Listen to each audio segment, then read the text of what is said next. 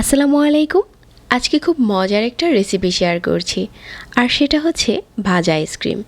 আর এই ভাজা আইসক্রিম হচ্ছে মূলত মেক্সিকান একটা রেসিপি। আশা করছি আপনাদের কাছে আজকের এই রেসিপিটা অনেক ভালো লাগবে। যাদের ছোট বাচ্চা আছে চাইলে বানিয়ে দিতে পারেন, খেতে দারুণ হয় এই ভাজা আইসক্রিমটা। ভাজা আইসক্রিম বানানোর জন্য আমি প্রথমে পাউরুটির স্লাইস নিয়েছি। আপনি যে কয়টা আইসক্রিম তৈরি করবেন ঠিক ওরকম করে পাউরুটির স্লাইসগুলো কেটে নিতে হবে। প্রথমে হচ্ছে একটা করে পাউরুটি নিয়ে সাইডগুলো একটু কেটে নিচ্ছি। পাউরুটির সাইডগুলো যখন কাটা হয়ে যাবে তো পাউরুটি অনেক সফট থাকে, তাই আমি বেলুন দিয়ে বেলে নিচ্ছি। এখন সাইডে একটু পানি লাগিয়ে দিচ্ছি আর একটা আইসক্রিমের স্কুপ দিয়ে আইসক্রিম গোল করে উঠিয়ে নিয়েছি। এখন উপরে আরও একটা পাউরুটির স্লাইস দিয়ে ভালো করে মুড়িয়ে নিচ্ছি। তো ভালো করে মুড়িয়ে নিচ্ছি একটা র্যাপিং পেপার দিয়ে, আর এভাবে করে ডিপ ফ্রিজে রেখে দেব।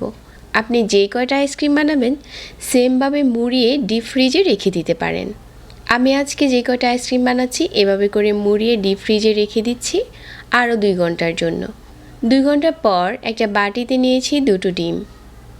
ডিমটাকে খুব ভালো করে ফেটিয়ে নিচ্ছি।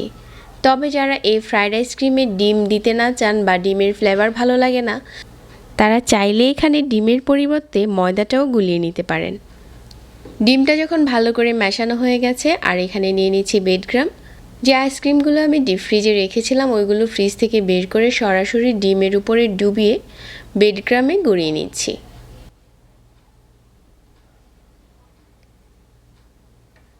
তো এভাবে করে গড়িয়ে নিচ্ছি, আর আমি 2 বার করে কুট করে নিচ্ছি, তাহলে ফ্রাই করার সময় এটা দেখতে দারুণ হবে।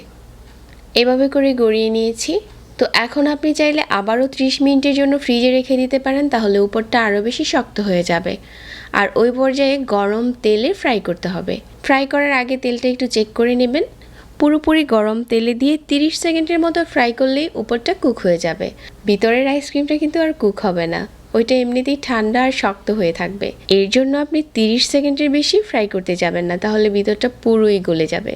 তো এভাবে করে আমি যে কয়টা বানাবেন 30 সেকেন্ড করে ফ্রাই করে নেবেন। আর আমার এখানে এটা ভাজা হয়ে গেছে, এখন আমি তেল ঝরিয়ে উঠিয়ে নিচ্ছি। আর আজকে যে কয়টা বানিয়েছি সেমভাবে ফ্রাই করে নেব। তো এখন চলুন এই আইসক্রিমটা কেটে শেয়ার করি যে এটার ভিতরে কী অবস্থা। ভিতরে আপনি কিছুটা শক্ত থাকবে আর কিছুটা আইসক্রিম গলতে শুরু করবে। এই পর্যায়ে এই আইসক্রিমটা খেতে দারুণ লাগে। উপরটা থাকে ক্রিস্পি আর ভিতরে থাকে ঠান্ডা ঠান্ডা। আশা করছি আজকের এই ফ্রাইড আইসক্রিমের রেসিপি সবার কাছে ভালো লেগেছে। রেসিপি ভালো লাগলে চ্যানেল সাবস্ক্রাইব করবেন। সবাইকে আবারও অনেক ধন্যবাদ জানাচ্ছি, আর আজকে এখানেই বিদায় নিচ্ছি। আল্লাহ হাফিজ।